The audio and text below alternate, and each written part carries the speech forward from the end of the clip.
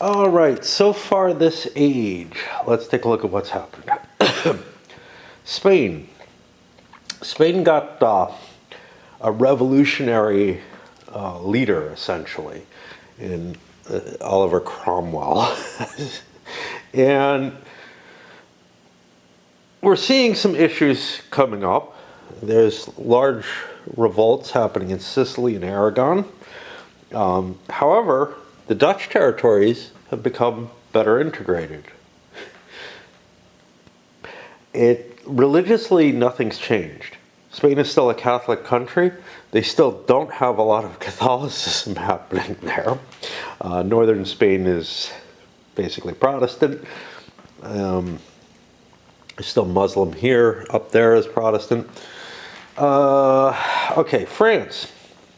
France got a lot of their religious problems under control. Well, they're unrest problems, but religiously, they've got a real Protestant problem as well. This is all because the Council of Trent never happened.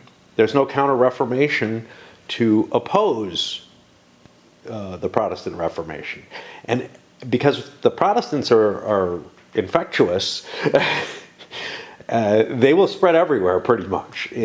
Only other nations and maybe a couple of events are going to have the capability to stop the Protestant flow or to slow it.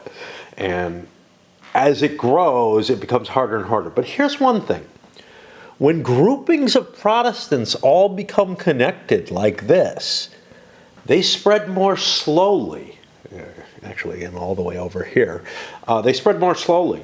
So that one grouping will only spread one territory. Now that territory might be over here at this point, which would start to cause issues. I have no idea about the religions in the rest of the world map. I don't think they have any impact, but like there's no spaces for them or anything. Okay, England. England was in beautiful shape, went and conquered Ireland, and then everything collapsed. The English Civil War basically happened. It is not able to be solved by Cromwell because he went and solved the Spanish problem instead. Austria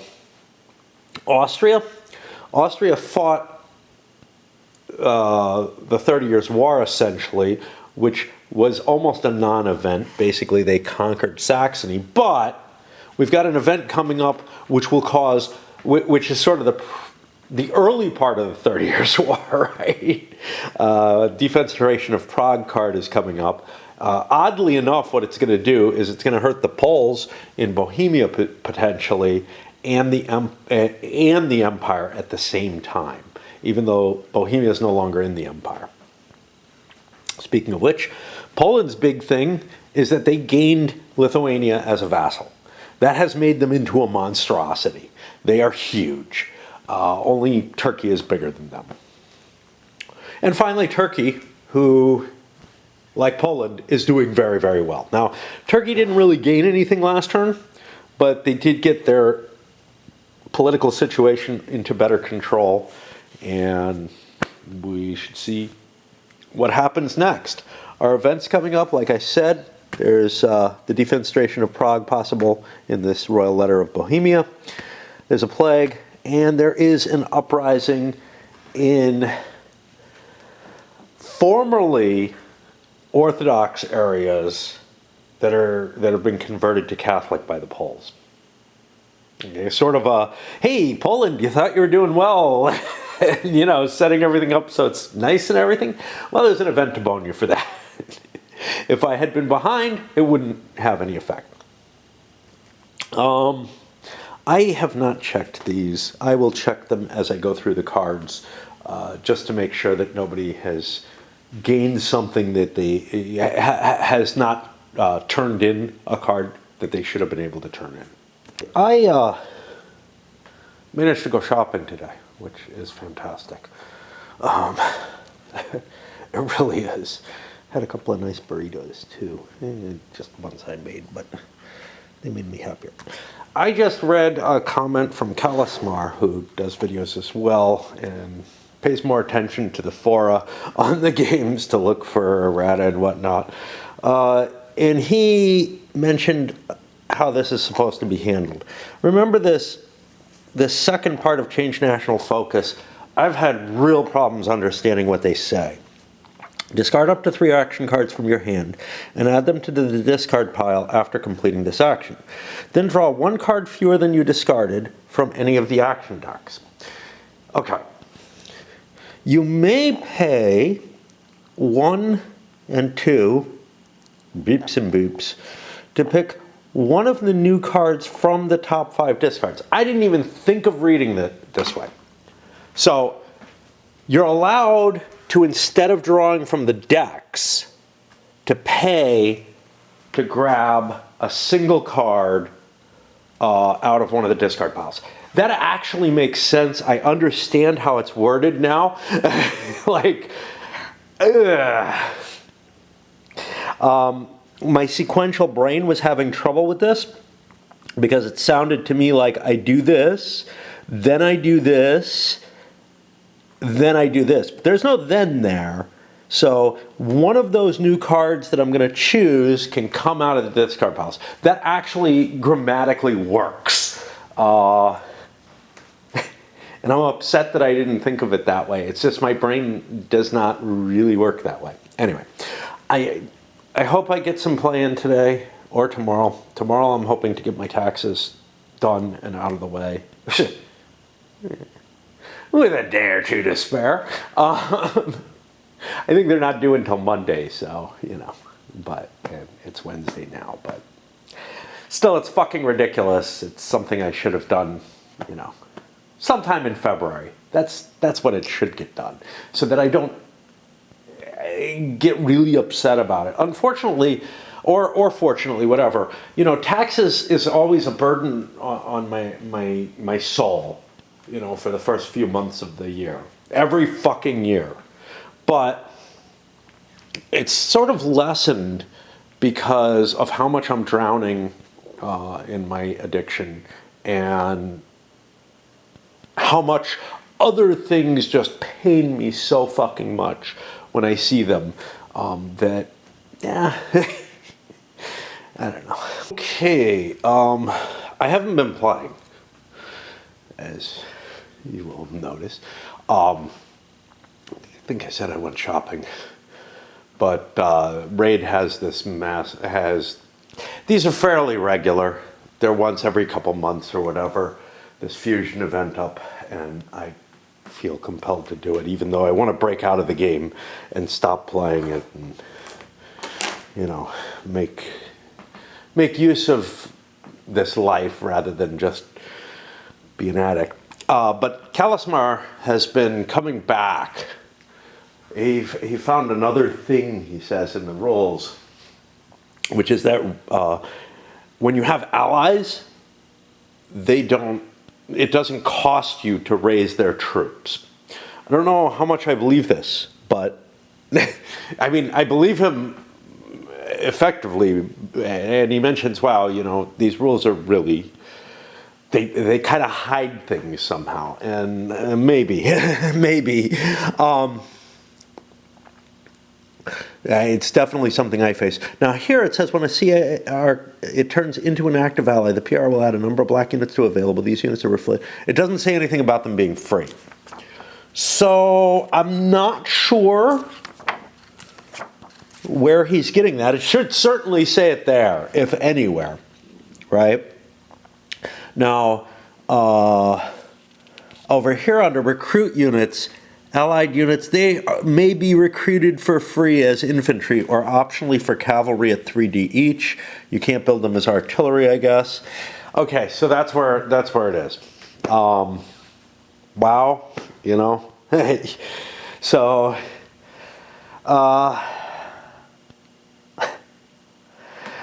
here's the thing. Why this section of the rules will never get read. There's a little chart there, sure. It does, and you might refer to the chart very quickly. Now, obviously, I read it the first time, and I probably noted this and said, oh, that makes sense. But by the time I get through the whole rule book and I'm playing, I'll have forgotten a lot of those little, oh, that makes sense things. And then there's this nice little chart here, which, hey, this is everything, right? It's got mercenaries, but you know what? This little chart tells you, if you fucking look, you dimwit, combining dits and dimwit here. It tells you infantry are free, cavalry are $3 for allies. So yeah, no fucking excuse, man, except that I sort of tunnel vision in and focus in on what I'm looking for. Okay, so from now on, allies will be useful. So far, I've been ignoring allies because they seem like they're totally worthless, right? You're almost always limited more, although as the money gets bigger, but you're almost always limited more by the amount of money that you can use to raise your units. And it's very seldom the case that you have enough money to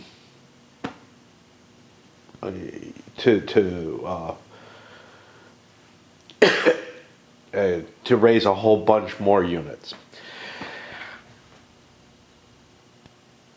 The big thing here is that it will allow you, so your one big army, you probably have enough units for, unless you're England, who had to even buy mercenaries at one point.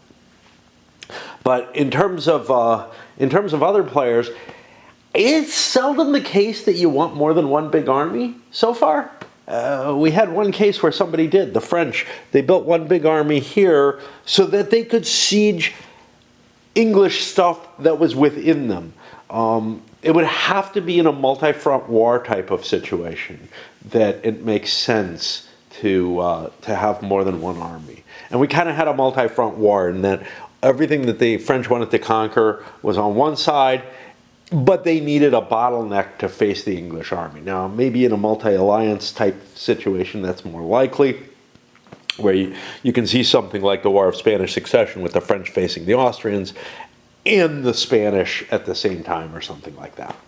But yeah, usually number of troops is not the big deal, and the idea of exposing an ally might be problematic, but there are times when you have an ally who really isn't exposed, who still could be activated because they're adjacent to your realm and not near the enemy.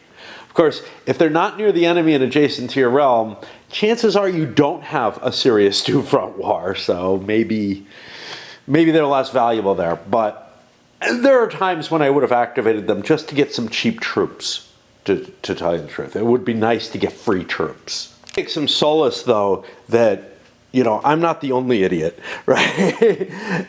I respect Kalasmar a good deal. I'm sure gets his rules better than I do in most games. But he also seems to have not realized that. I don't know if he's playing at the same time, though, or just studying the rules. So, yeah. Boy, he found another one. And again, this is something that was new to both of us. Which has to do with when an ally responds to a call to arms, and I don't know where the hell it is. He's not giving me the rules references. Your active allies are a part that you get a cube immediately if they're adjacent to the enemy, but I can't find it.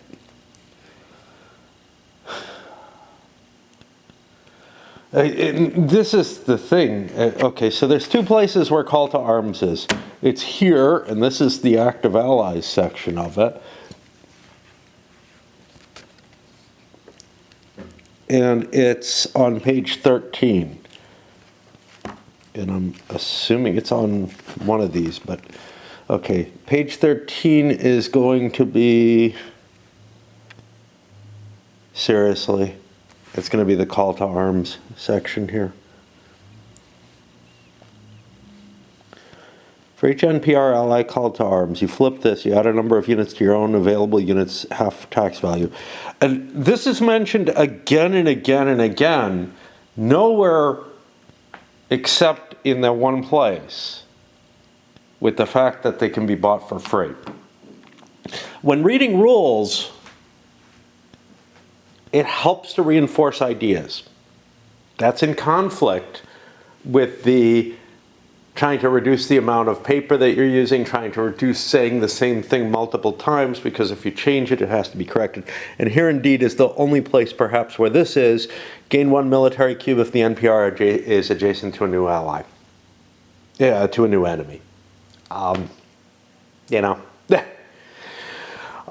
So what that does is that gives you more military actions that you can perform for opening up that new front. Remember, what I've been saying is, well, if your troops are far away, you get some free troops out of it, and that's nice. It certainly would help some people, and it makes a hell of a lot of sense. Part of the issue here, part of it, I'm not going to say all, although you can maybe argue the same in some other games as well, is the abstraction levels make it difficult to understand. So like, oh, I get another military cube. I don't know what that is, right? I don't know what cubes are. You know, they seem to wrap up a lot of different capacities in there. And I don't have a strong intuitive feel towards that. And that makes it harder to get, to internalize the rules. I had the same kind of issue with the Total or Krieg system, and maybe with the unconditional surrender system, and honestly Cataclysm, where you're fiddling around with stuff. Churchill, a lot of these games that are trying, you know, a different mechanism from what we're used to as the traditional sort of hex encounter war game. But, you know, EU is an area movement game like this, but the things that the original EU did felt intuitive to me. Might I miss rules? Yeah, sure. Maybe even bigger, maybe even ones as big as this. It's hard to tell. But there's so much in this that just doesn't link directly. Now, why do I have that link directly in the more traditional wargaming flavor?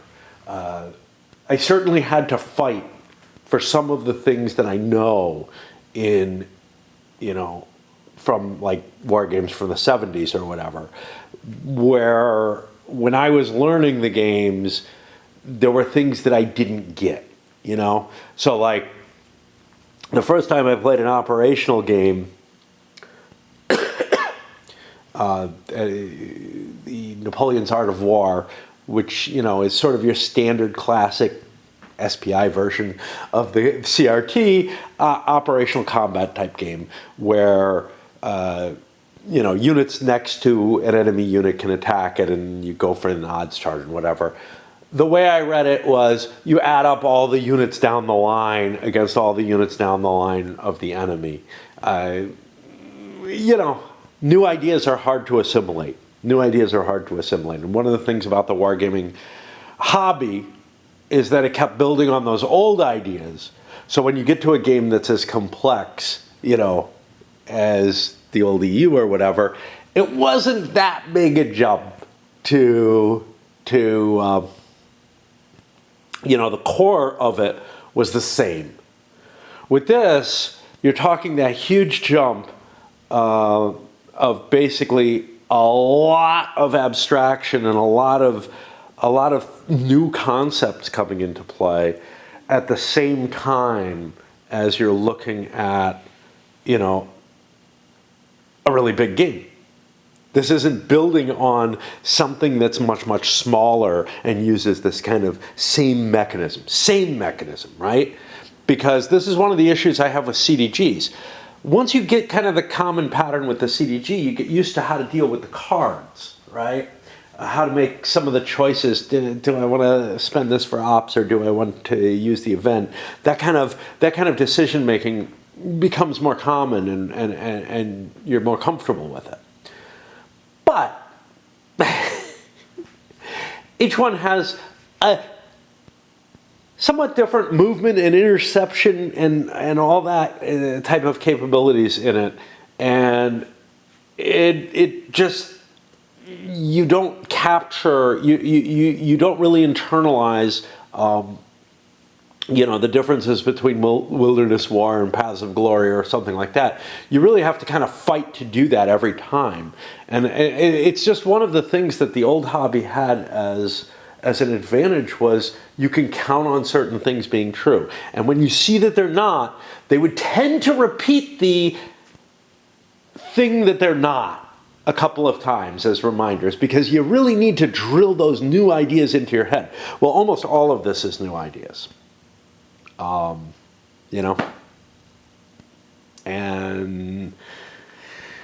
putting it on, and same thing with Totaler Krieg.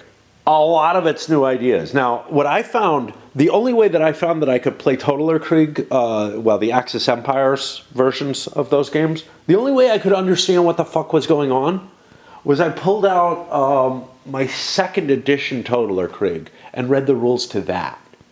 Because they were written more for someone who doesn't understand what is trying to be done. Someone who's new to that system. The edition that Decision is put out here, and they may have the new one out already.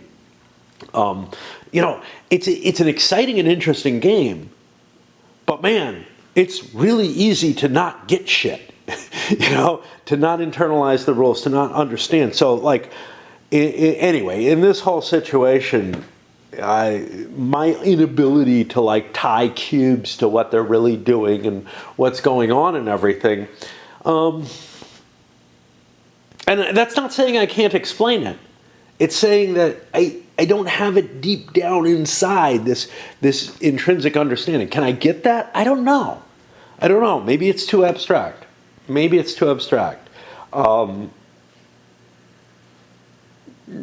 Because they do seem to do a lot of weird things. Of course, I don't really get what the ops points on a CDG really represent, especially when used in conjunction with the events. I'm not sure what they are, but that's a pretty simple mechanism, and there aren't a lot of, there aren't a whole bunch of little special cases in most of that. On CDGs, it's usually the movement and interception capabilities that I have trouble with. And I do understand what those mean. The problem is that each game seems to represent them differently. That different representation, that's exactly the correct thing to do, right? One of the arguments I have against the classic hex and counter games, especially, if you look at the so-called Avalon Hill classics, which are kind of, you got Stalingrad there and everything.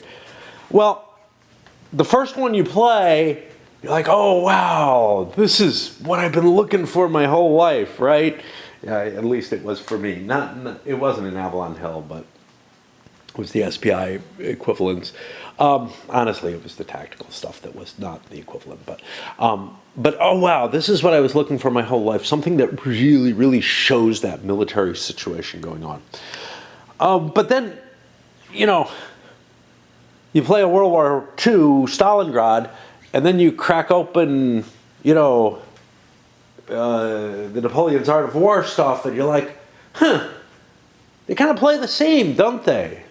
There's some little differences that make, some of the decisions different and whatnot. But the reality is that,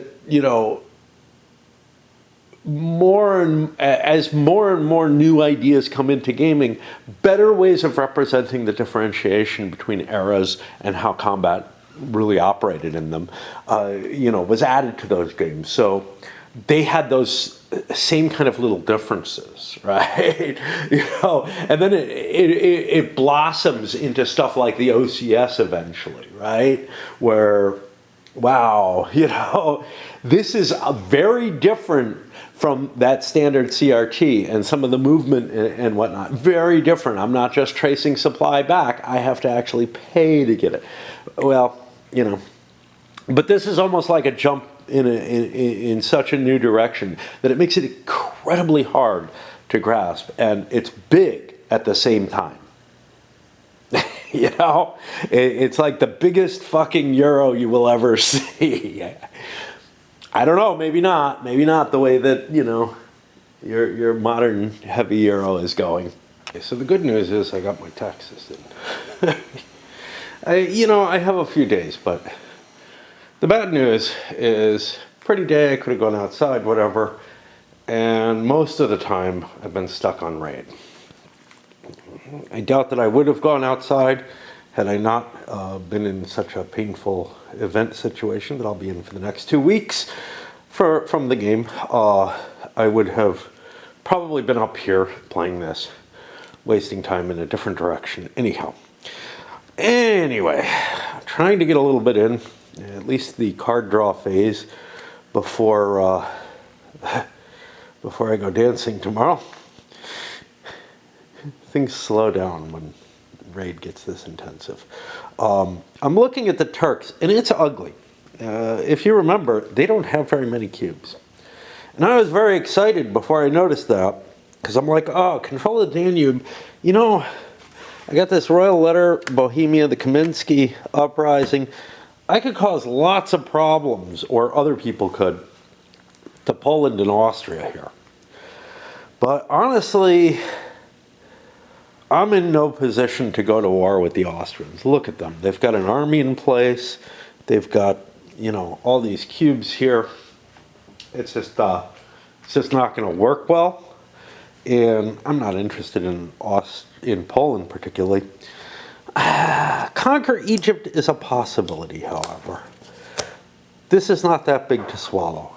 I mean, compared to taking on the Austrians. So I'm going to aim in that direction. But it's just, you know, I could have had more cubes by putting advisors down. I had the money to do so. I didn't do so. I have this harbor refugees card, which would have let me get one, or whatever. But, you know, I feel like mistakes that feel like they're on the same level in a more traditional game, the old EU is a good example, don't have the same kind of far-reaching consequences. I mean, the fact that I didn't remember to play that card, right, or decided against remembering post facto, means that I'm just completely hampered for, you know, what amounts to an age or an era in the old EU, or at least half of one, say. Anyway, you know, I mean, completely hampered just by such a small little thing. Let's say I forgot, you know, what would be an equivalent to that? I forget to, you know, invest in my colonies for a turn. You know, it's a bad thing, but it's not that big a deal. I forget to make a tech investment. That could be horrible, but it doesn't mean that I can't go to war. You know, it's just it might prevent me, but you know, probably wouldn't. But here, I just don't have the oomph to do the things I want to do. It's like very, very small aspects of this game, in terms of player decisions, can have a very large effect. And that's because the player decisions are so important. And, you know, I mean, that's sort of the modern design thing, right? Let's give people lots and lots of decisions, but one at a time, interleaved with everyone else, and let's make each one as important as possible and everything. It's not like, you know, forgetting or screwing up one little thing shouldn't be that big a deal, but it is when you start making each little thing that you do that important. And it's not like it's a short game because of it or anything, you know. It's still a big game. It's not on the same level, but I think it's about half the size. The impact, you know, the ability of countries to do much, which Europe looks like Europe, right? But it might explain some of the inability to expand here. Although Turkey's doing fine, so you know, maybe they deserve it. The net effect, I ended up drawing my cards and paying for them to get me more advisors rather than anything else. I want to produce more cubes. It's weird how my attitude towards the cubes has swung, but some of it's by not knowing the rules initially, right? The fact that I could dispose of cubes, etc. And what are the rules that I mentioned today that, you know, that I was playing wrong? Damned if I can remember. I think they all surround military alliances. Troops can be placed for free from allies, and you get an extra cube for each ally that's adjacent to the enemy when they declare war, which makes alliances much, much more valuable. Throughout their cheap counter-espionage card, cheap because they still have this stupid spy network that they still haven't used. Oh, I mean, I don't need the cubes from it, but, you know, I should be picking on someone. I also drew for an advisor, but all my draws were from the diplomacy deck. And like I said, I threw out the counter-espionage. I'm keeping the study technology because tolerance is so valuable that if I can get that, that's useful. Now this is getting from an opponent next to you. The funny thing is, okay, this one's easier to do. You don't need stability, and I gotta look. Yeah, okay, they took the same one. They're looking at taking from France, maybe the central bank. Maybe from France, I don't know. Anyone else they're interested in? Poland's got something interesting down there I don't have. Or I don't know if it's interesting, the free trade, which, you know, I'm getting enough money from income that it doesn't feel like I really need that big trading income. The trading income, the English need it, you know, because they don't have a big country. But Turkey is a fucking huge country. But yeah, I definitely want to play the subjugate, and I want to set myself up so that I can... I need a new alliance. I got a new alliance. A new alliance costs too much. Terrible. So yeah, I need to basically get Savoy as my ally so that I can vassalize them rather than going to war with Austria again, because that didn't work. and I need to work on my nation situation, so I don't know. Meanwhile, still working on the Guinean coast. I could have taken North America. That's getting crowded. Maybe I should be over there, but oh, God. It just feels so much harder, right? It feels so much harder balancing all the different things that I want to do and not being able to do them. And maybe it's not having enough advisors. Maybe it's the game system itself. It's hard for me to tell how much of that. Maybe it's something in the game system that I'm misinterpreting, which, as we've seen, could be quite possible. It's running out of missions they can do. Let's look from the top. Form Spain. You know, never. It's just not going to happen. Aragon's too much of a mess. I mean, maybe someday, but not this turn. Or round or whatever. Italian ambitions. This, I was in reasonable shape. Owner vassalized 5 more provinces in Naples, Sicily, Corsica, and Sardinia. Well, yeah, except Sardinia, Sicily's gone to hell. Iberian Union. Well, first of all, I need 2A or 2B. I think I have 2B. I think. Gotta look over here to see. Yeah, I have 2B. So I could legally do this, but this is owner vassalize all provinces, including Aragon and all these others. El Dorado, 3 or more of Mexico, Central America, Cusco, or Chacas. I mean, maybe, you know, That's what we're going to go with. Italian conquest requires me to get the Italian ambitions before I do it. Defend the Catholic faith. I don't know what the requirements are for this, but this is a Counter-Reformation one. Yeah, too bad that doesn't exist. And Spanish Moluccas, which is going to be over in the East Indies. I guess you get here this way. I don't know. How much do they need? How much are they expected to get? 2 or more provinces adjacent to the East Indies zone. So I guess the Moluccas is one of them, and the Philippines would be the others. The book I'm reading actually is about an attempt to settle the Solomons. It's not a history. It's a historical novel by Robert Graves, the same guy who wrote Me, Claudius. Okay. He wrote the inspiration for Me, Claudius. But, you know, it's funny how habits go. You know, I mean, yesterday I was up here a reasonable amount. Not terribly much, but whatever. But, okay, not that much. Today, though, I completely was not, except to come up to make a couple of rules claims. Yeah, I may have been up there a reasonable amount yesterday. And I was just loathing coming up here. Not because I disliked the game or anything. It was the opportunity cost. You know, I should be playing Raid, but I should also be getting some sleep. I should get a nap in.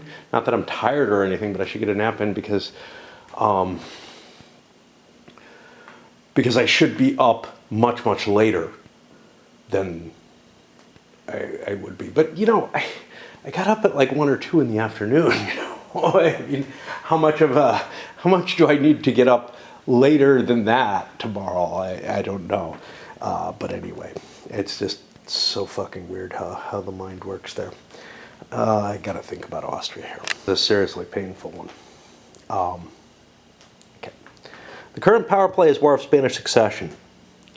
Interesting areas marked, you know, Flanders and Wallonia over there, the Burgundian area, North Italy, Lombardy, Naples, which is out of reach. Okay, well, and Aragon, which, you know, whatever. This is all stuff kind of near me. I should be injecting myself into that conversation, right? That's how I got up here. I also have the problem of this Bohemian letter, which is, do I want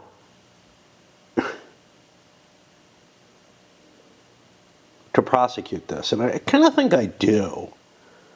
Like, it's kind of lousy if somebody chooses confirm religious freedom for me. So I'm kind of tempted towards going towards this. Add a Protestant token, some crap in Bohemia. I don't care about Bohemia.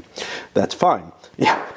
Although I would really rather not see Protestantism keep growing, but yeah, maybe I'm Protestant. So the Emperor gains a claim in a Protestant HRE area and may appoint any general from the discards for free.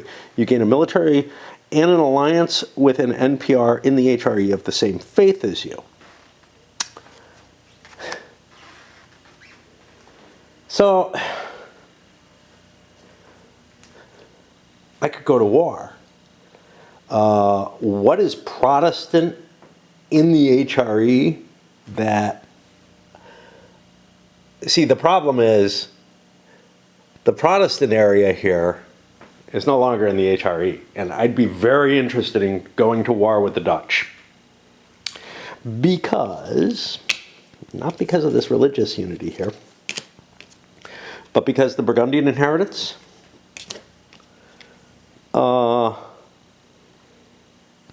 this isn't going to help. This is the other current of thinking that applies to me. Hey, what if I go after Turkey? Turkey looks weak right now, and I could arrange myself in that direction. Turkey, Italy, Balkans. But the power play says no. Adriatic Ports says, go for Turkey, man. Go for Turkey. Head in that direction. Dominate the Balkans says, go for Turkey. Austrian Galicia says go for Poland. Yeah. Poland is who I'd want to ally with in my war with Turkey. And to some extent, I kind of want to be able to lean over and say to Poland, hey, you sure you don't want to take Turkey out? But Poland's kind of in the, you and Turkey fight it out for which one I'm going to ally against, is kind of the aim here. But the cards are just not aligning where I want them. Is there a Protestant territory that I want to take over? I did this wonderful little takeover of Saxony. I could do the same, like in Bavaria. I could go swamp Bavaria and just take it. And that would connect up my regions. Even over there. What is this? It's not Lorraine. Sundgau. Anyway, I could just go take, Bavaria, or I could take Switzerland, which would get me into closer range against the Burgundians. I can't do diddly squat against the Burgundians themselves right now. I'm thinking about aiming in that direction. But what if that fails? So since the cards won't really help me, since I'm not going to really have goals that help me in that direction, if I build my military, which way am I going to go with it? Other hand, I'm so close to these. For the Italian, 5 or more provinces in Lombardy, Central Italy, and Naples. I've got 1, 2, 3. I don't get to count that as twice. Brescia would be the 4th. We want Brescia for this. And then we'd still need a 5th one. 1, 2, 3.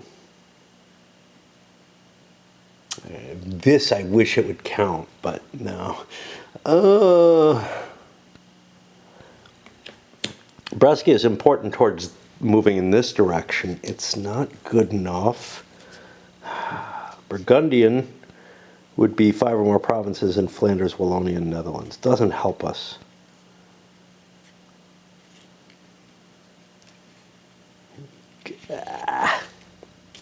Creating a mess of these.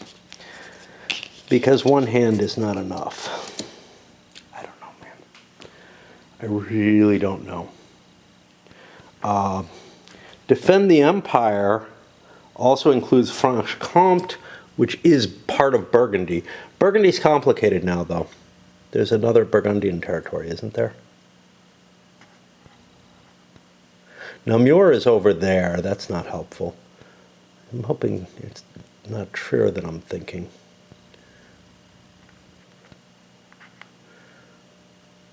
I felt like something Burgundian had gone up in flames, and I don't know what it is.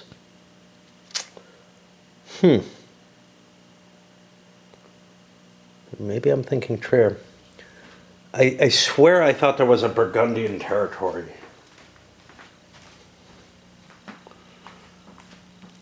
Franche-Comté and Burgundy itself.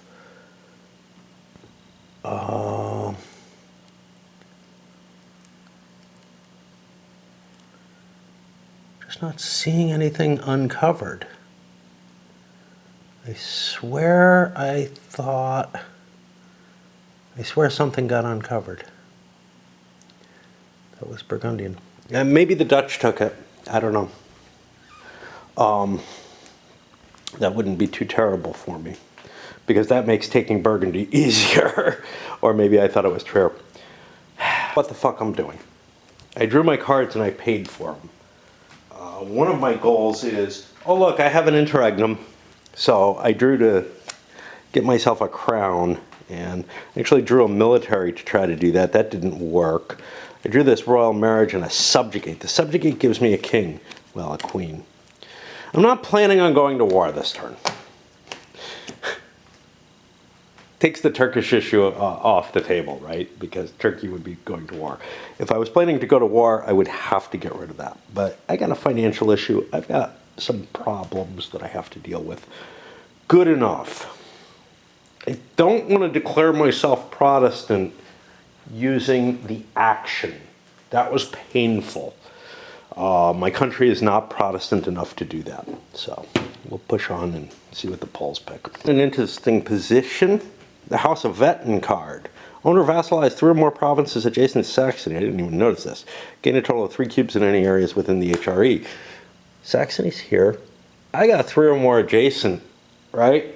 Yeah, except to do this, I need to dominate the Baltic first. Which I think is also the thing that I need to do to get me Sweden. So that's what I'm going to try to aim for, I guess. Even though I threw a lot of cubes out here. But, you know, I'm not badly positioned for diplomacy. I'm trying to say this and I failed. I just pulled a study technology. I'm trying to figure out what I'm doing. Pulled a study technology. These cards. Oh, I have a spy network. That's cool. The base cost to do technology is 5. If you have the scientific revolution, it's 1 less. Study technology, which allows you to get from someone near you, costs 4. 3 diplomacy, 1 of whatever the type is. The other one, I don't know where it is, the revolutionary ideals, or ideas, is also 4. I don't remember how it works out as 4. I think it costs 1 and 3. But I'm not positive. Is it an admin? I don't remember where it is. I may have one over here or something. But anyway, revolutionary ideas, I get the idea, I get the concept that only costs a little bit less. It gives you extra victory points and everything. This one takes away victory points from the person who would normally get them, but it feels too expensive. Now, it doesn't feel too expensive with the spy network, but honestly, it just feels too expensive. It's not covering that sort of spread of ideas. I've said this before, I feel like the spread of ideas should be almost automatic. Anyway. I'll keep drawing cards and thinking. Polls didn't manage to draw what they were looking for, whatever it might have been. They drew a royal marriage. Not really what they need. They're looking at using their diplomacy cards to create an alliance, so that if they get a subjugate, they can play that. Or maybe they're looking to fight a war. You know, maybe. Hard to tell. I drew a new alliance, and I drew a study technology, and I showed you the study technology. And then I drew an increased stability, which I'm like, yeah, I'll probably do this. I was hoping to get grow a town, because I need one more large town to get the Masovia thing. Or like a subjugate and just gather all this, or gather one of these other things in. I don't know. I've got alliances all over here anyway. I have too many alliances anyhow. Yeah, I can't really do shit. Here was the revolutionary ideas, and yeah, it's 2 and 2, which feels more appropriate, right? Spending 5 versus 1 off, possibly split between 2 different types of power. That feels perfectly reasonable. It's the one where you're stealing from other people that I just don't like. I'm going with dominate the Baltic and the Polish Navy, just because I think that's where I want to head, but I have no hope of doing any of this. You know. Excuse me. Wow. I hope that isn't as nasty sounding as it was in my ears. And that probably is it for tonight. I don't know. I might come up again, but there's just this. The game raid is just fucking. I don't want to play. I don't want to play the game, but it fucking draws me in all the time, and I don't like it. I don't like the effects it has on me. I don't like the way it makes my life. I don't like anything about it. I don't enjoy playing it. The only thing that I enjoy or find positive about it is it blocks out all the pain while I'm doing it. Just the same way that like work did, the same way that playing this does, but I can't do this, same way that playing other video games. And I've been watching League of Dirt or something like that. These videos, I've seen them before and enjoyed them, but they're kind of about role-playing games in general. Mainly feel like more the MMORPGs. They did a collaboration with Raid for whatever reason, and that brought them back to my mind and to my video stream. And there are these funny little takes, you know, that are really cool. But what they did was got me in the mood for playing kind of a more real RPG type game, you know? And I've got ones that I'm in the middle of that, you know, I've abandoned, and I guess I could restart or something. I've got the fucking Witcher, The Witcher 3 that I was playing back when I was in Phoenix. And my wife actually got this computer so she could play it. And we were both playing it when I moved here. She bought this computer when we moved, not to this house, but to the apartment that I was in. And the noise there and everything convinced her, look, I just need something to bury myself in, much the same way that I'm doing here. And I don't know what happened. Like, I had been playing for a while, then she just played and played and played, and caught up to me, and I kind of stopped playing, and she surpassed me in it and whatever. And that's not why. The problem was I got to this point where I couldn't win the battle. I tried a couple of times. I didn't think to drop into easy mode or anything like that. And now I can't fight it in easy mode, right? Because it's really a tough battle. And I wish I had gotten her to help me through it, because, or had tried in easy mode when I was still playing it, because I couldn't get through. And she really wanted me to see what happens after this. It's this fight with this vampire thing. She really wanted me to see what happened there, and I feel like, I don't know. And now it's almost like I can't play because of whatever, because now she can never see like my reaction to it. But then shortly before she killed herself, I had started playing this one that's this really kind of not a swords and sorcery game at all. This gritty one set in, you know, medieval Europe, a little bit before the time of this game, and set in the Empire, and it's just really cool. And I was really enjoying that. And then I got to a hard point in it where I couldn't beat it anymore. And I had gotten to hard points in it before and had like downloaded a cheat engine to get past one that I knew that I couldn't get past. I was at one where I still had stuff to do, so I was like, well, I can get better, right? You know? And instead I just stopped playing, and now it's been, you know, 2.5 years, well, 2 years and some months since I played. Not many, but not many months. But it's just abandoned now, you know? And this is the thing. These are games that I could have really enjoyed getting through in both cases. And it's very, very hard for me to want to play another, to buy another RPG or to even download one and start one that's of the same kind of immersive nature, in that kind of first-person slasher style. Because I've got two that I gave up on, you know? And I've given up on other things too. The Rebel Galaxy, the second one of that, I stopped midway through.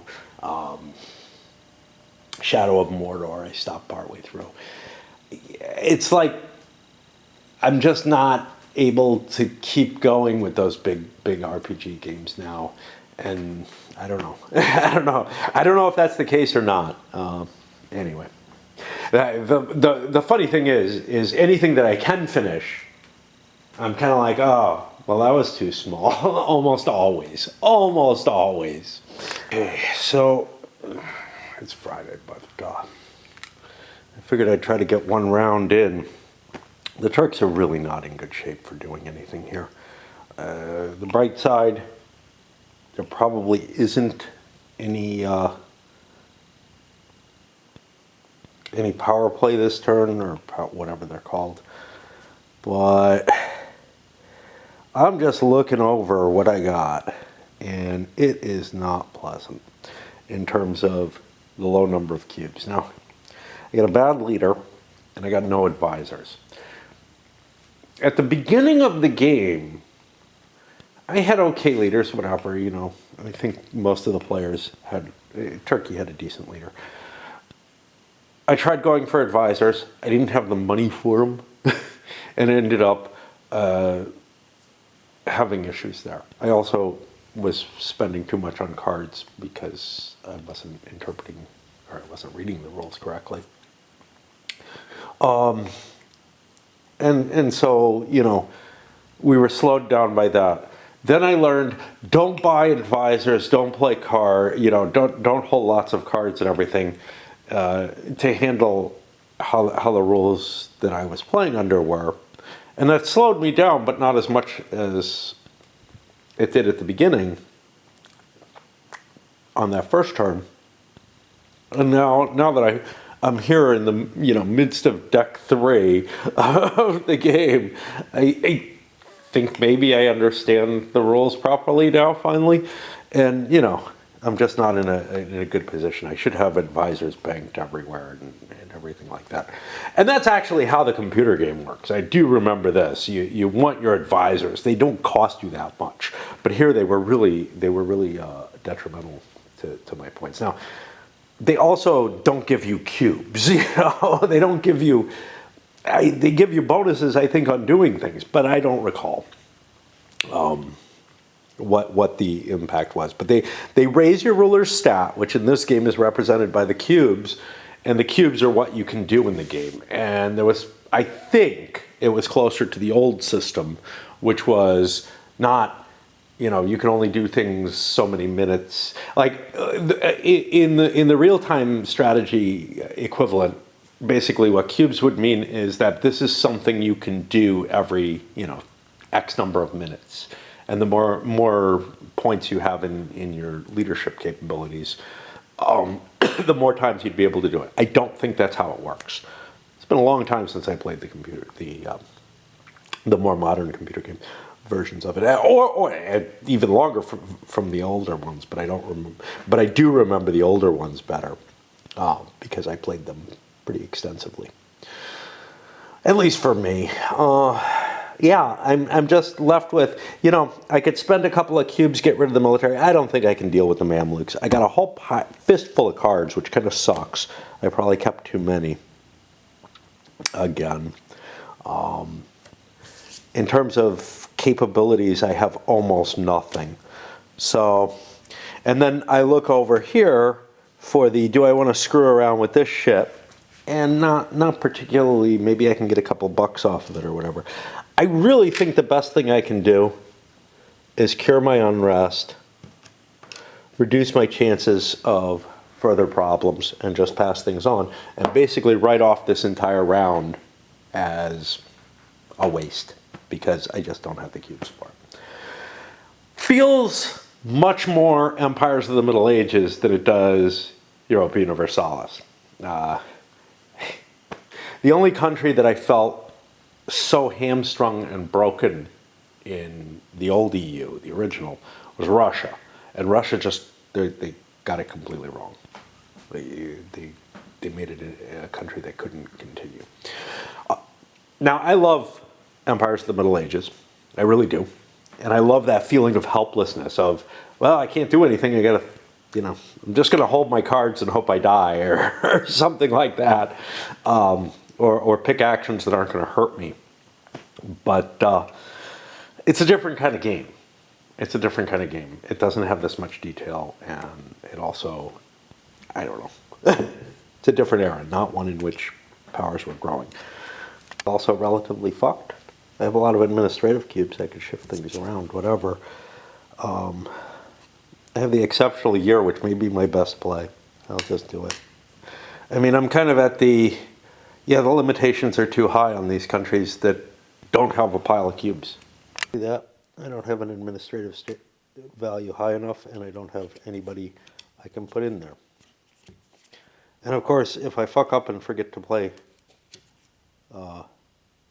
my advisors, that's not going to help either. I still have unrest. I also have, well, let's see what things I have that can work here. And I've got the New Alliance. New Alliance would be great. That would get me into the Savoy position, which would then allow me to do a subjugate, which I'm holding. But, you know, I've got to do a reorg to do that. And I'm just fucked. I'm just fucked again. Cube fucked. And it's not because I'm out of cubes. It's because I've been playing by the rules as I understood them, which made cubes, made cards too expensive, maybe. I don't know. I had plenty of money. And I didn't play my leaders, my advisors in time. So what things do I need to do that like would help resolve my problem? Because money's not an issue, so I'm not going to fucking trade. Like to build an army and siege that. I got a grand total of 1 cube, not enough. I could restore that. That would use up my 1 military cube that I got. I could subjugate and gain control of that town up there that I would like, but I can't study technology. Actually, I could study technology. Okay. Let's see if there's anything I really, really want. I am next to Spain, Austria, and England.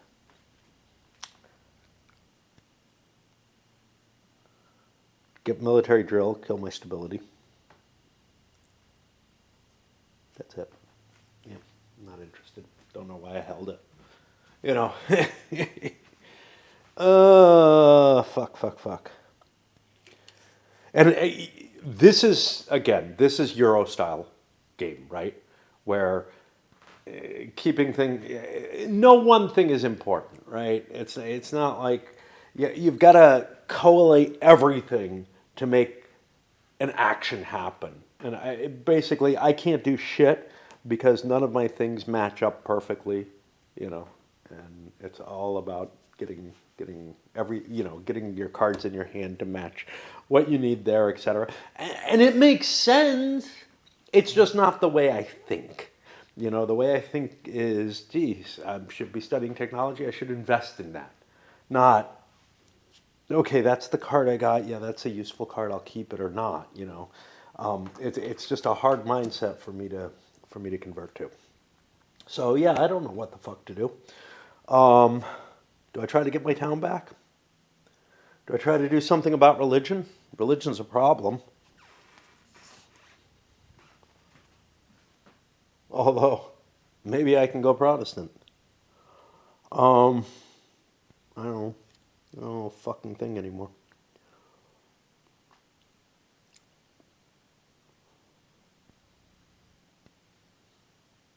Stability can't help. I could convert areas. That's 2 admin and $3. All right, let me consider.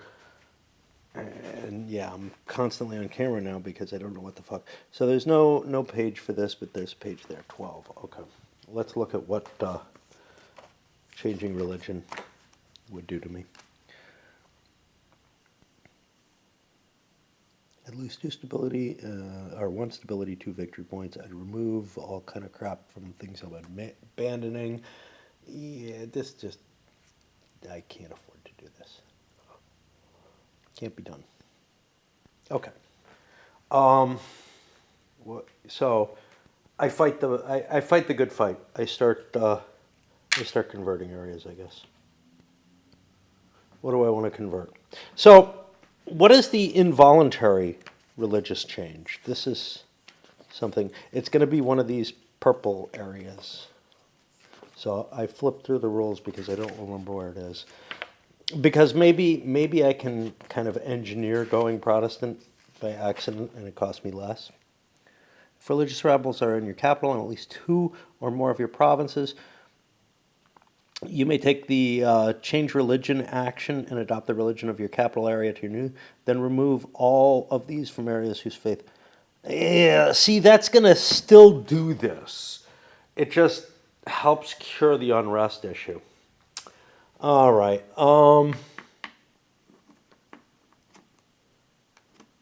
So here's an interesting question. What the fuck happens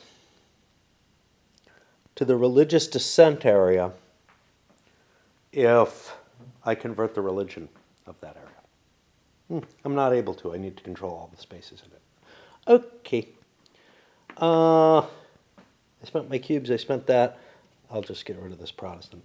Again, I'm not playing it all effectively at this point.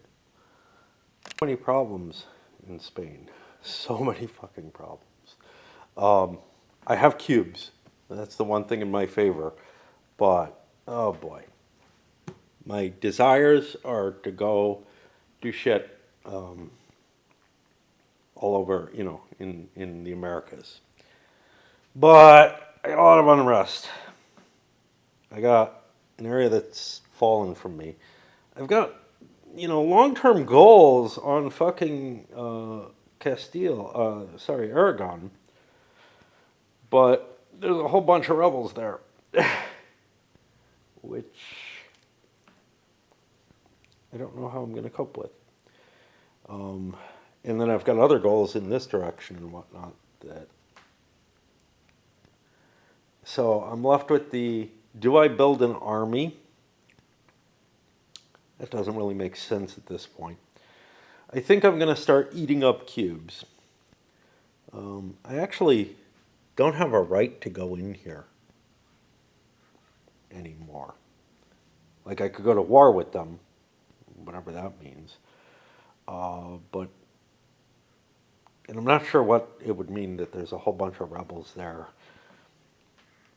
And I would be at war with them. I really don't know what that would turn into.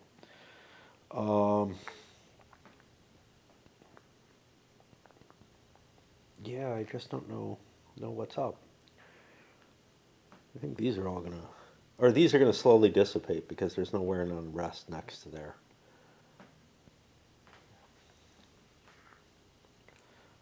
But I definitely have to get rid of the unrest. Well, see, yeah.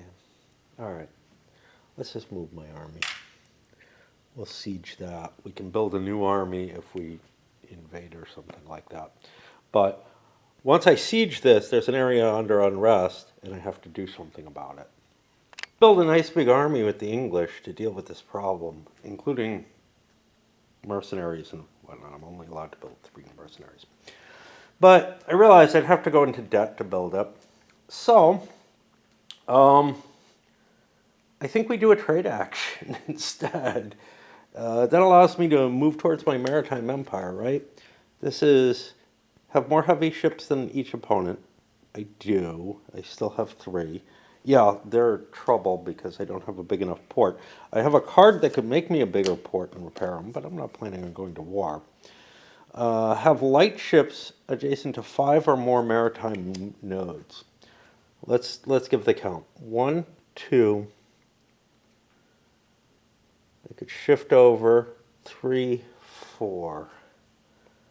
Do I have another ship? I don't have another ship, but if I do a build action, I might be able to afford the ship or whatever, but only after doing a trade. So let's see if we can set ourselves up a little better with trade. I believe I can. And this has a prerequisite. I moved a ship out there. This has a prerequisite that something has to exist on a key province, and Virginia is a key province, so something does exist. Unfortunately, the Spaniards probably have more. Mississippi, Great Plains, Virginia, Great Lakes. They have Virginia at 1, 2, 3. But that's fine. There's no pirate there. They'll get $7. I'll get 4. That's going to turn over my merchant I give Spain more money than I get, but I get to do something and I get to I get to gain more money than I would otherwise. None of my other cards helped. Austria is going to take the event they're afraid somebody will take and pick the wrong way with. This isn't perfect. I don't have a ruler. I have one in my hand. But defense duration of Prague, add a Protestant token, 3 armies, and an unrest to everything in Bohemia. It's done. The Emperor gains a claim in a Protestant HRE area. Well, we're not getting what we wanted out of this. But we could either go into Bavaria there, or what is this, Lower Saxony? But we'll place this. Wait, we got one in. No, this is in Burgundy, or in Bohemia. Yeah, we'll place a claim in Bavaria, I guess. And may appoint any general from his discards for free. Luckily, we have an army, so that'll work. You gain a military cube and an alliance. Now, this is possibly wasted. An alliance with any NPR in the HRE with the same faith as you. I'm going to get rid of one of my alliances. I am allied with... Ooh, maybe I don't want that.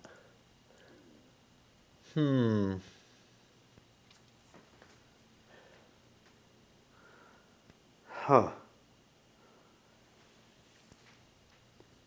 Let's look for my other alliance. Am I breaking my alliance by picking this up? That's the question. I did this earlier and cheated. So this is painful. It's through an event that either lets you or forces you to terminate an alliance, or that makes a player gain an alliance with another PR's ally, or when they have no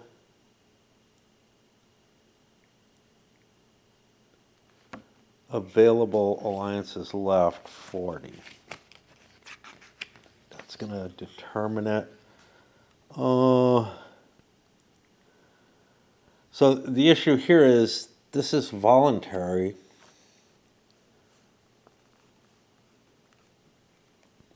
Okay, that's not it. Gain action. I don't think that's it. Gain alliance. To gain an alliance within a realm, the target realm must be an independent realm which is currently at peace. If the named target is an NPR ally of an opponent, you may only replace theirs if you have at least as many cubes. To gain a royal marriage with if you have no available, you may take one of yours from the map. As long as this is not an active ally or a disputed succession, you will suffer no penalties. And it's gain. I believe that's what we're having here. So yes, I was able to rearrange my alliances through event cards, and I think that's how it happened before. So I gain a military, I took that I think already, and an alliance with an NPR of the same faith as me. Well,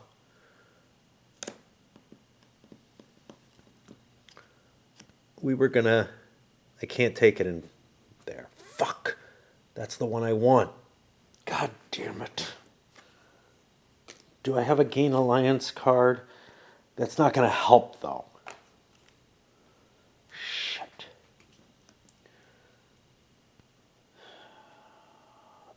I would need more cubes to get it where I want it. Where are my other alliances?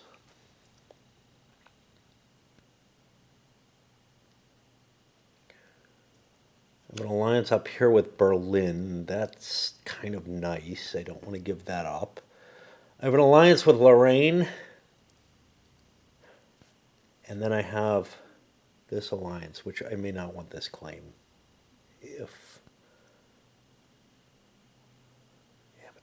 So connecting up my territory seems like a really good idea, especially if the HRE fails.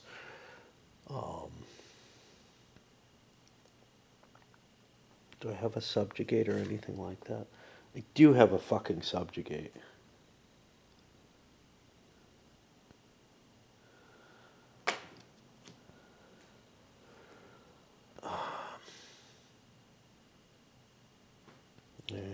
I think the alliance is part of this, but I don't absolutely need this. But I do want this badness to happen. All right, let me pick a general. I don't want to get screwed by that. I get that famous Austrian general, Curtis. There weren't any good generals available. This was they were among the best. And now we trigger these things, and I'm not happy with what's happened here. I feel like everything I'm doing in the game is just blundering along at this point. I didn't feel that way not long ago, so we got Unrest Rebellion. All players have to roll rebel dice for each province in Unrest, but I roll a maximum of 1. Probably do it where my army is. Test out my army immediately because a rebellion happened there. But no biggie, didn't even lose anything.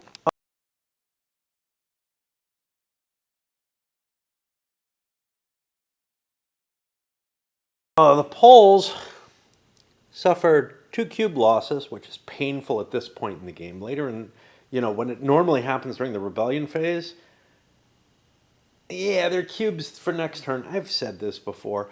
Or their money, It's like usually not that big a deal. The turn that Spain went bankrupt was bad.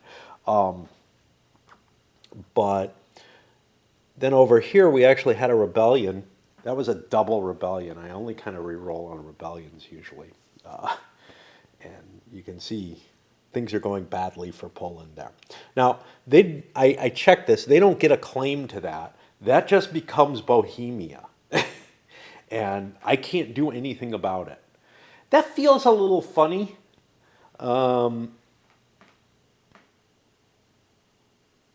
It really does. It feels like if you think about, say, after the partition of Poland, if part of Poland revolted within Russian territory or whatever, the enemy would go in and take it. The previous owner would just take it. Whether it was core, it doesn't have to be core provinces. They would just go back in and take it. A rebelling Poland would not be allowed to exist. So my feeling is that this should generate at least a claim, possibly a war. Turks are so happy they resolved all their unrest on the last action. I wasn't sure that was a good idea. Normally, I don't know. I just felt like I have so little that I want to do, but yeah, nice. Was only good stuff happened and cube losses. Nothing too impressive. This other one is an attrition. Nobody's at war, so this does not take effect. Put some money on these and draw the new event. And I'm having trouble with my fingers.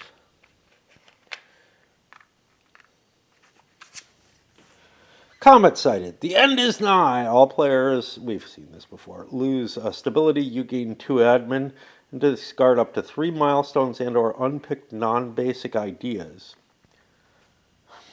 Okay, this is weird. Milestones are these guys. I guess you can discard ones that have been scored already, because it doesn't really matter. It's not like they have a lasting effect. And draw random replacements of the matching type. The way it's written, milestones and or unpicked non-basic ideas. And draw random... What that means is the green ideas can never go away, no matter what. Well, whatever that means. If you have scientific revolution, you may re-randomize one replacement. So if you got a replacement you didn't like, you can reshuffle it. In terms of... That includes for missions. Interesting. It's an omen. Choose an area adjacent to your realm. All players with towns in that area lose a stability, and a whole bunch of shit going on in that one. So that was Austria's turn. I really just feel like I'm bumbling along at this point without really a clue of what I'm doing. And that's not a good feeling. It feels like mush right now is the problem. And this is not... at least what I refer to when I talk about the COVID brain fog.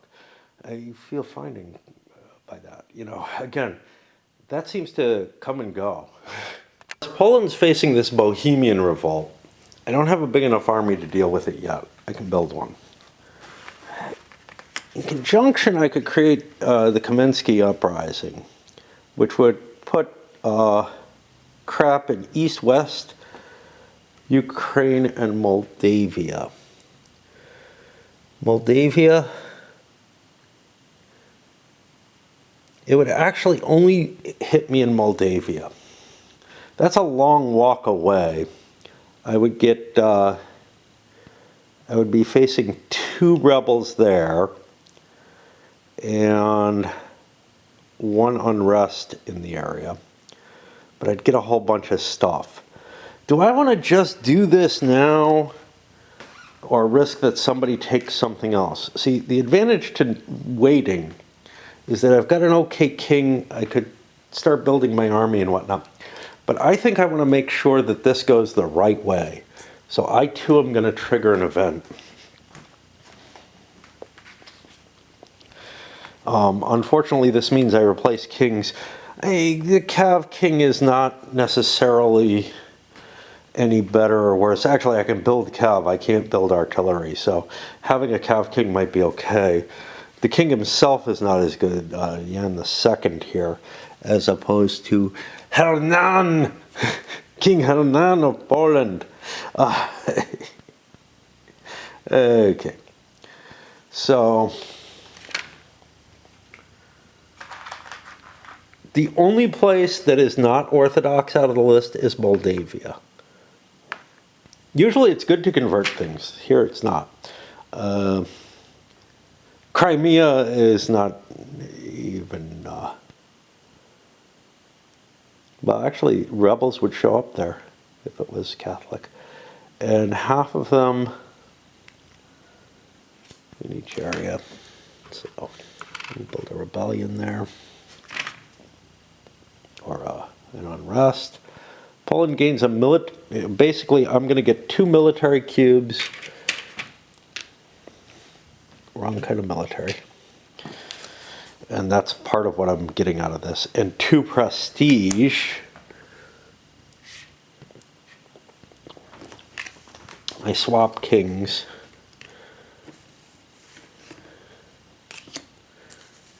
Hey, get a nice gap there. I like it when my king is gapped. What does that mean? This is not a real king. And we lay some money down and draw another event, and that's it for now. And you know, I'm worried that I'm fucking up the game, but I have to play some just to keep in mind, and I think I've already fucked it up. Janissary coup. Here we come to the fun stuff. But Murad IV, who's pretty good. The regicide of Sultan Osman II. Who is our actual sultan? It's Christopher. I don't think there is an Osman II, so it could be a stand-in. If Ottomans have tertios janissaries, they lose 2 stability. They do. And must fire all active advisors. The player who plays this gains a military cube. Disband the janissaries. Add 2 unrest to the Ottomans in one area and place 5 rebels there. If the Ottomans have tertios janissary, they lose this idea. Ouch. And 3 prestige. You gain an admin. I do not want this happening. It is going to happen. Somebody is going to pick this because Turkey's not winning alone, but they were not long ago, but they're doing really, really well. Somebody's going to pick it, and that's going to suck. Do I want to control which one I get? I don't know. They both suck. Yeah, I don't know which is worse. I really don't know which is worse. At least I have no advisors, so actually the regicide might be the better choice. And I'll get a good but still sick king out of it. That moves the boat. Sorry for the pace and everything else that's going on here. I've just not been playing enough to be comfortable, but I think when I was comfortable, in conjunction with the rules errors that I've discovered, or that Kalismar's discovered on me, I am, I don't know, a little demoralized by it and wish I had done things right. I really wish that I could figure out, and maybe I can, a way to make another country's pieces. I can make, you know, a card. I can take a piece of cardstock and make one of these. Of course, I'm using up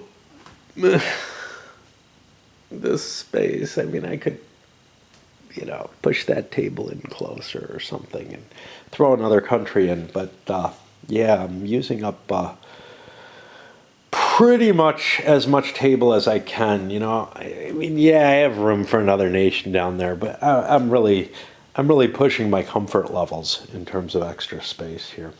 I used to have little tiny fold-up tables, like TV tray tables. Well, I had like one that I would use as my extension. Of course, I don't know. Anyway, well, here it is, Sunday. Turks are going to fire off an event. Not much to say. I spent most of Saturday eating. I don't know, just sitting in front of the computer playing games, but I ate a lot.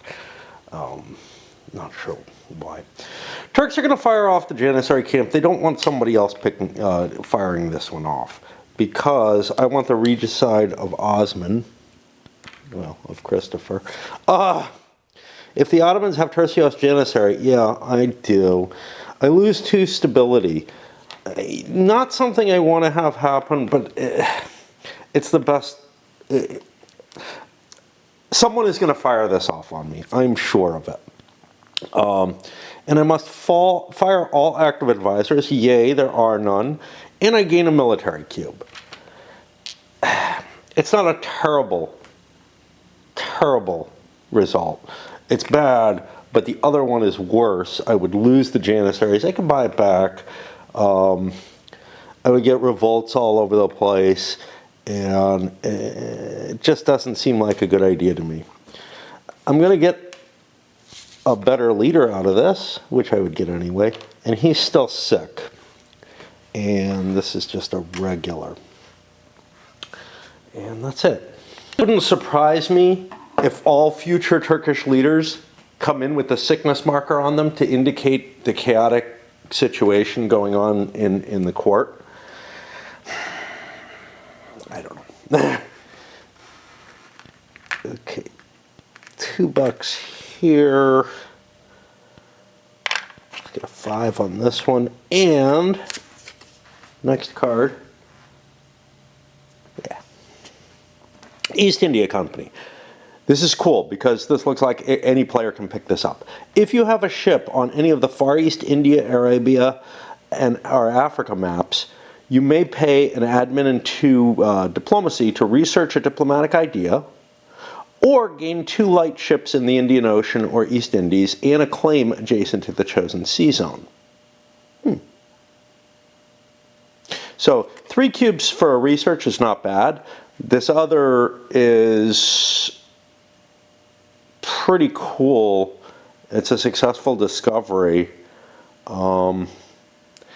Or it could be a claim, and this might be important, could be a claim in an area so that you could fight over there. Now, I believe each of these is its own area, if I understand correctly, but I'd have to look this up. If you went to war with Hangzhou, you'd be fighting an 8-point army there. But Siam would only be a 2-point army, or Japan, you know. Anyway. Other players that satisfy the above condition may then pay 2 admin and 2 diplomacy to do likewise. Then you get a free trade action. Well, that's a little less exciting, unless you're the only person over there. I mean, you know, sure, if you're going to get the advantage and you get the trade action and everything, and somebody else is going to get it too, yeah, okay, but right, it's a lot more exciting if only you got the jump in there. The position France is in, they have the cards they need, right? Exceptionally, I don't really care about. I don't have any unrest right now. Actually, I do. So maybe, no, that's, oh, it includes vassals, yeah. So I could fix that. And I have enough cubes, it's hard to see the blue cubes, they're just dark and, I don't know, my area is dark.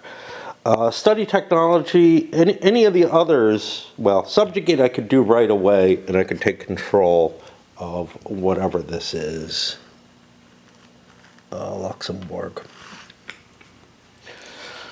Which, fine, you know, however you want to look at it. New alliance, I could rearrange all my forces and get the alliance with Savoy. That would set me up for the subjugate, that would set me up for my thing. Sounds great. It may be the best thing I can do.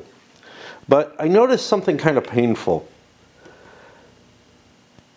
The only advisors I have are advisors that like, oh, I can't do this, that's why. So this isn't a good idea.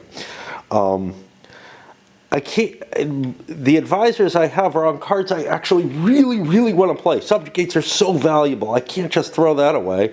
And New Alliance is my only real path towards getting Savoy towards this goal.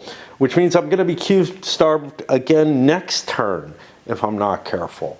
Well, almost certainly.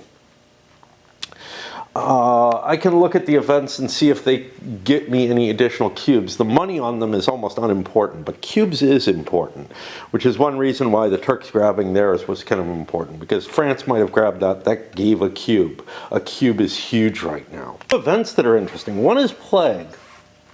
Plague is interesting because by picking it, you take some of the effects, but you don't take the worst of the effects. That would be very intriguing for either Austria or Turkey, who are in the lead, because they might get hit with it. It's also possible nobody may pick it. It's got a lot of money on it, though. East India Company is useless to me, because it's only, oh, it only helps people who have already gone for it.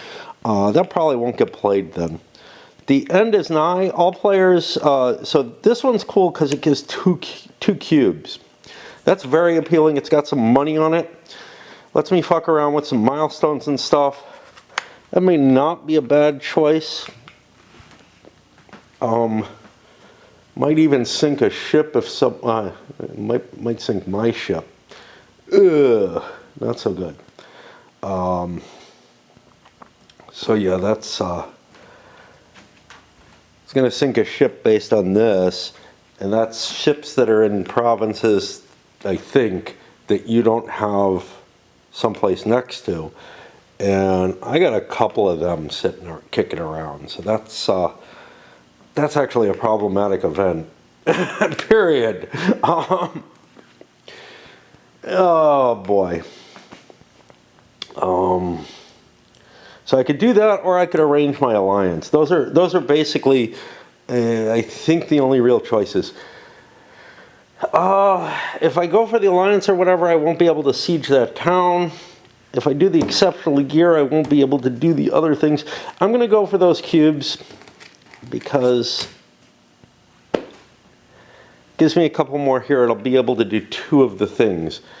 It's going to sink a couple of my ships, though. That's going to suck. Fuck. I don't see a way around it. That card's going to come out no matter what. I don't have the excess cubes to do a trade action.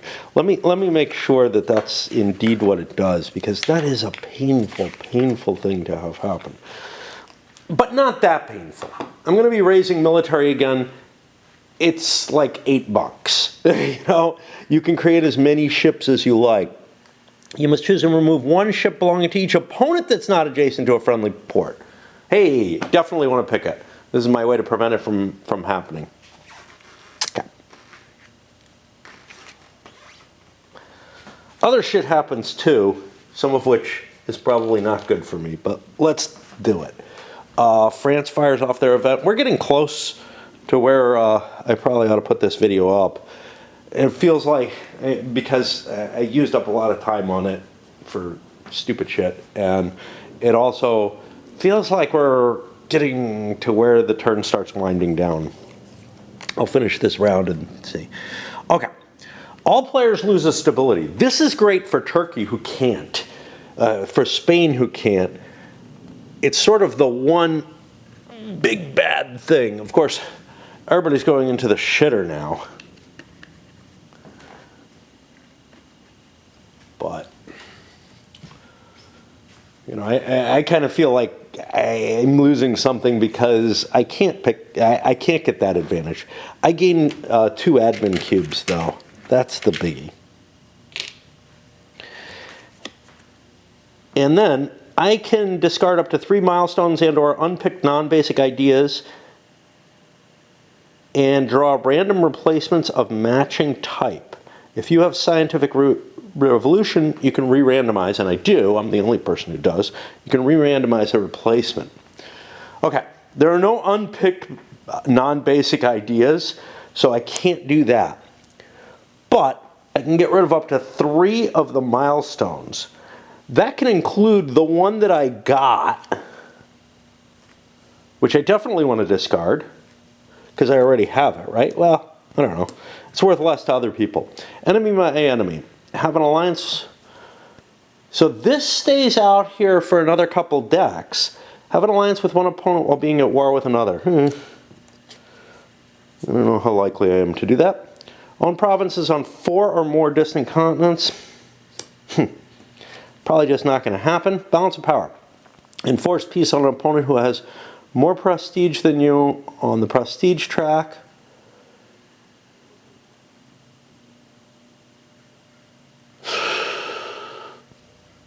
I might go to war with Austria.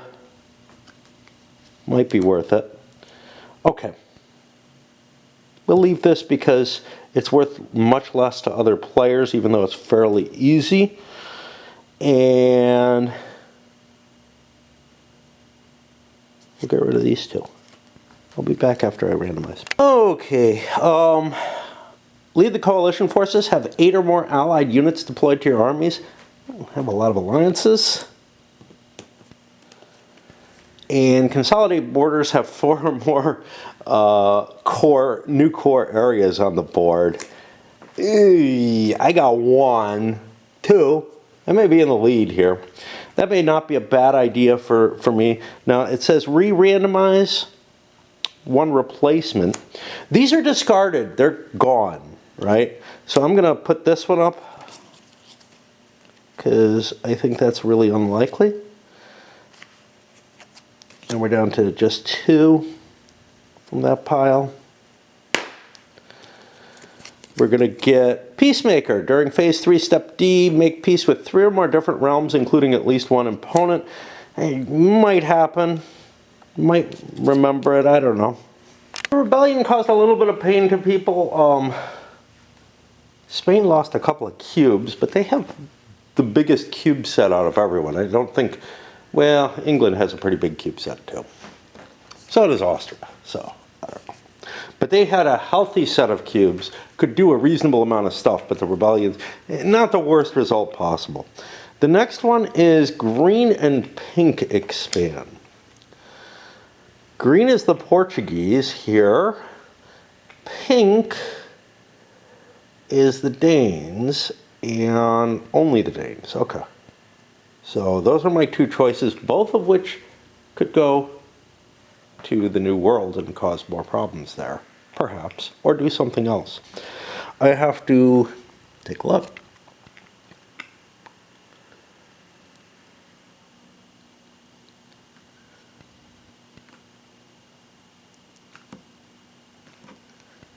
Oh, shit. Okay. Yeah, I checked this before. It can't be a core province of a player. I gotta remember that.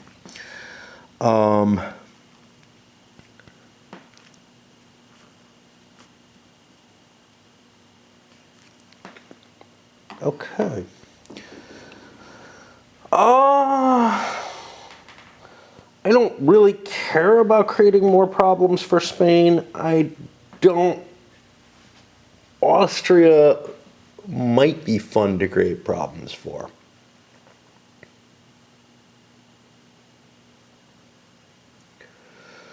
And one of those problems could be slowly taking over the Holy Roman Empire, taking more territories from them.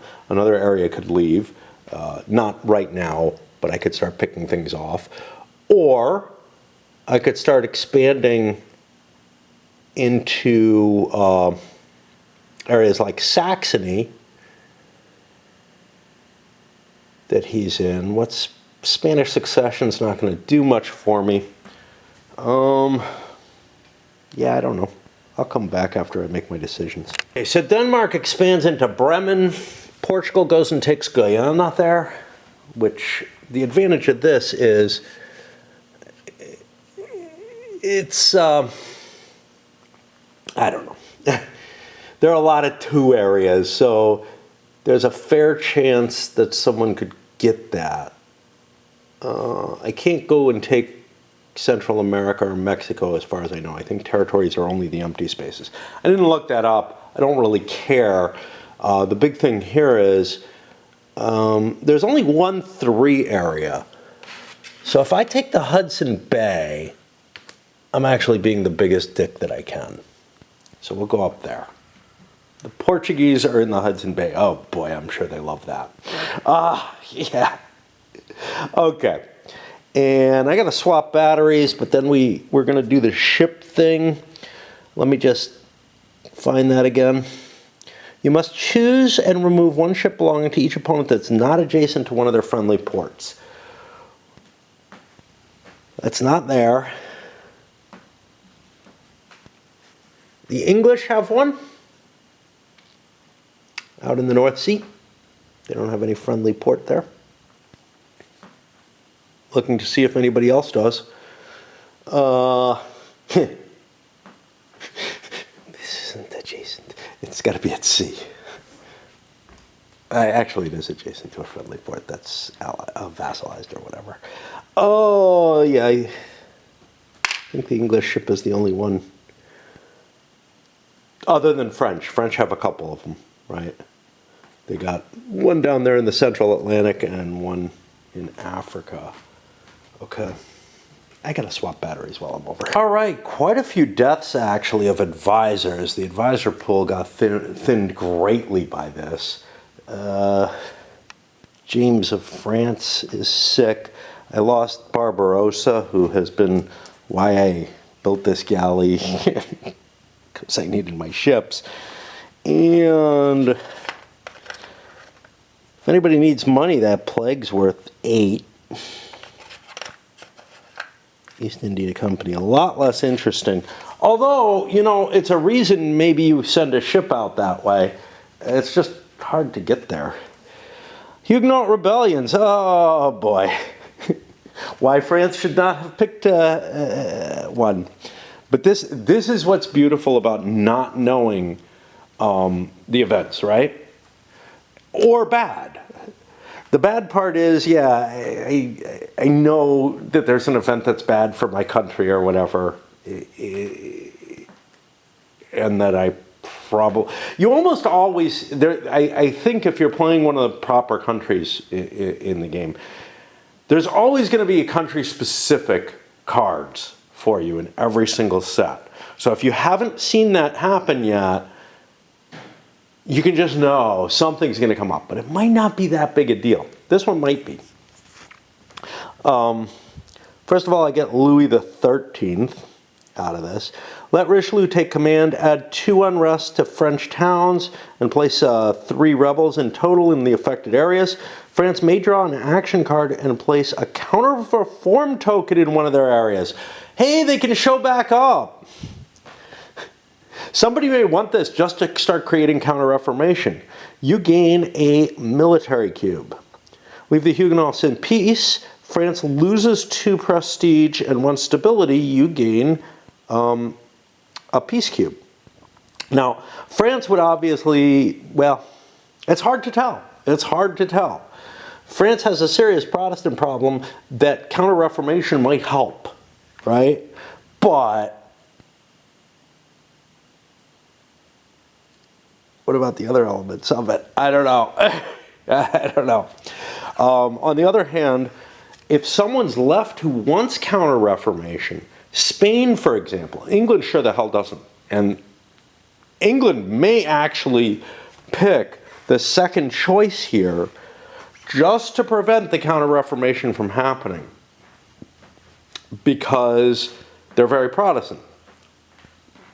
But on the other side of things, maybe being the only Protestant is advantageous.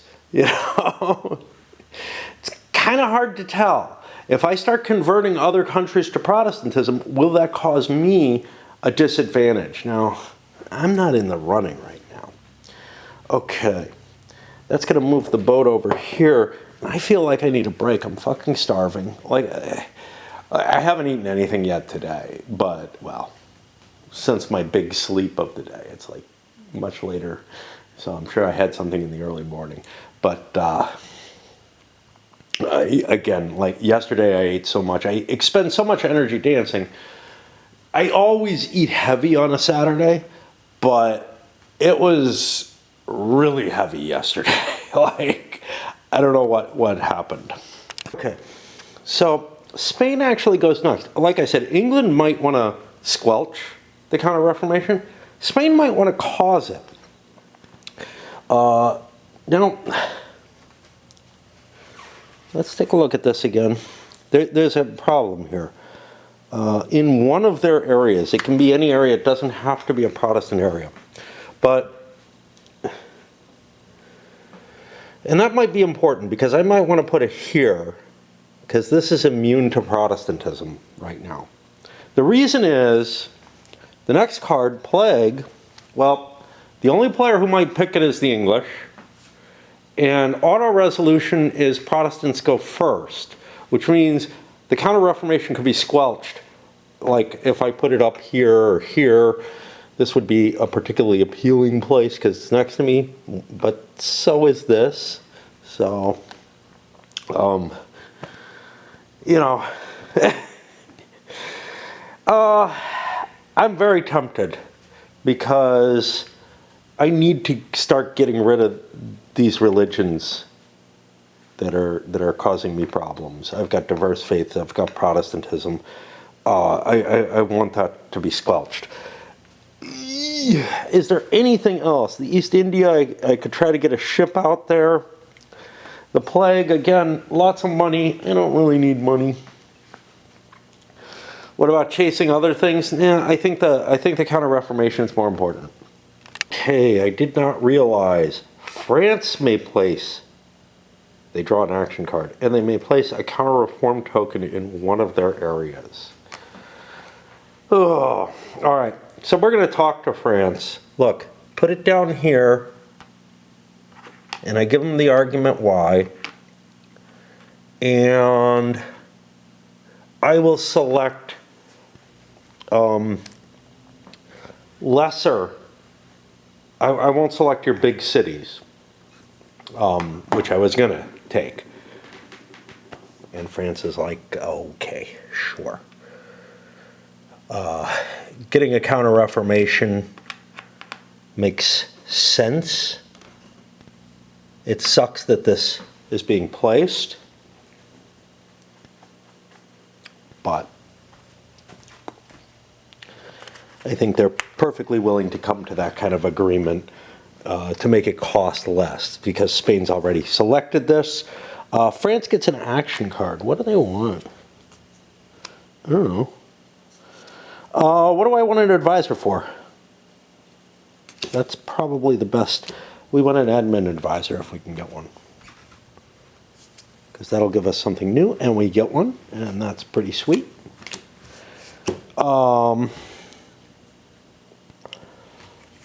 They will take the ruler change.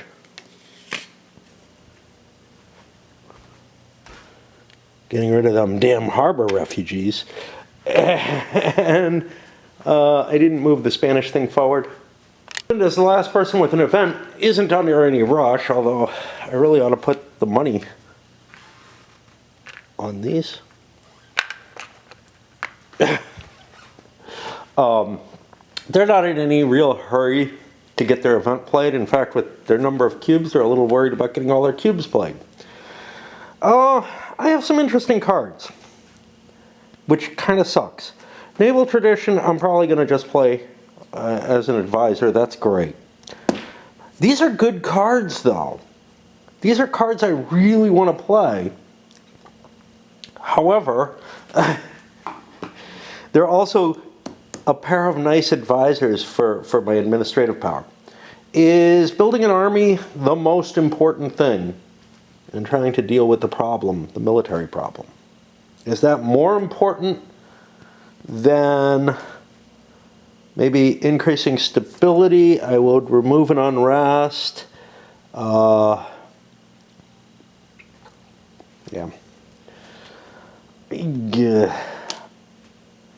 I think this is more important than the armies, but I'm really not sure. I'm at -2 stability, so this only cost me 1. I gain 1. Remove an unrest. And that's cool. Again, you know, you could make an argument, hey, I ought to siege London and get that under control before I can fix my damn ships. But, yeah. I'll move the boat forward. Habsburgs also have a card problem. First of all, no Habsburg ruler over here. That would solve it, because I don't have a ruler. The only ruler I have is sitting on a fucking subjugate card, and it's not a great ruler. There's penalties to being in interregnum in terms of victory points each turn. However, is there something I really want to subjugate? Let's look for my alliances. I could, you know, take over all of Brandenburg, right?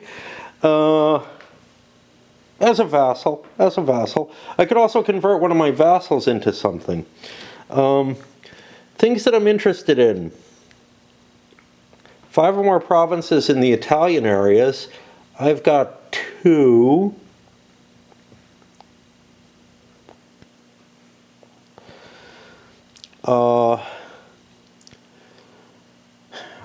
I don't have an alliance with Venice, so they're out of reach. I would like to vassalize them. They come with Brescia, which I need.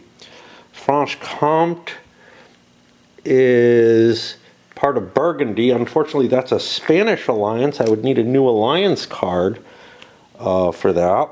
Don't have one. Also, it's out of reach because all my counters are on the board. Namur, Luxembourg, and Holstein. Luxembourg is already there. Holstein is under here.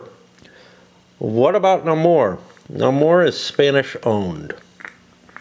I think this Defend the Empire is just kind of out of my reach. Which may mean my best move is to grab something tasty, like Brandenburg. Where are my other alliances? I have an alliance also with an equivalently large, but not so Catholic,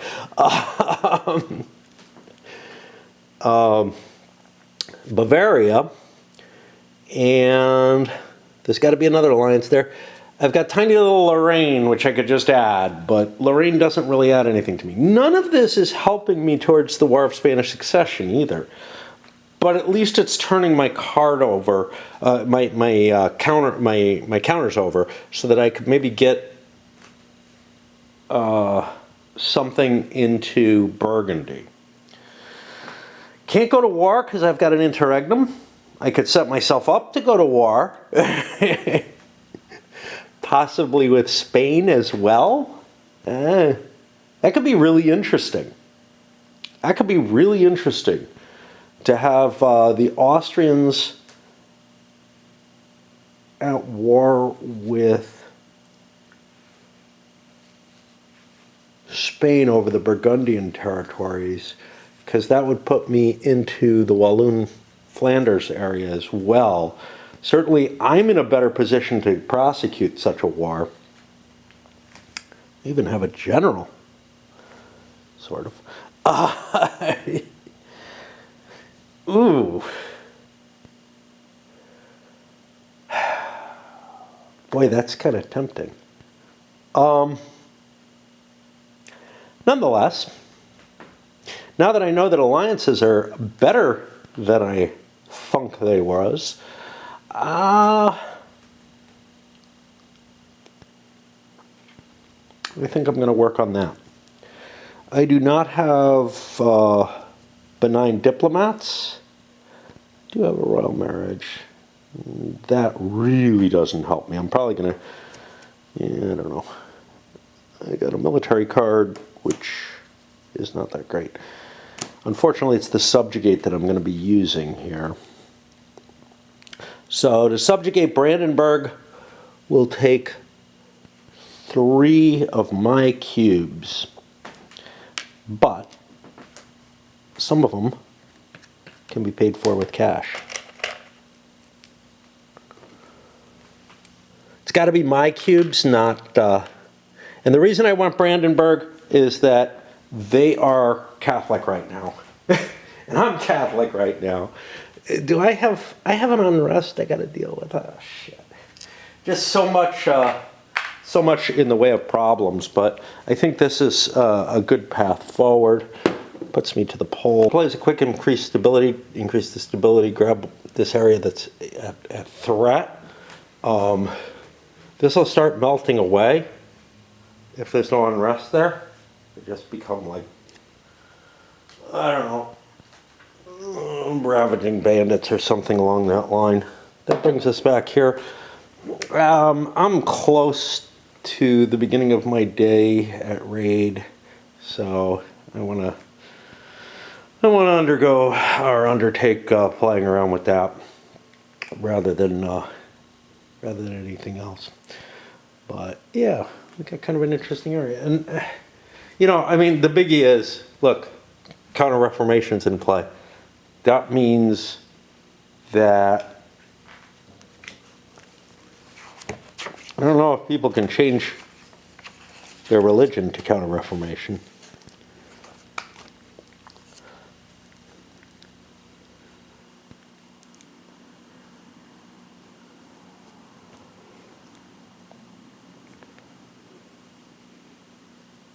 Yeah, I don't think that anyone can take Counter-Reformation as their religion, because Council of Trent didn't happen. It might end up that some other event will allow it, or I don't know if religious unrest due to Counter-Reformationism could change you to a counter-reform Catholic country. That's a really unlikely situation, right? Because remember, Counter-Reformation is still Catholic. So if you were Catholic and you get Counter-Reformation, you don't get religious unrest. You have, if anything, maybe more stability. I forgot, I was going to load this one up. Why the hell not?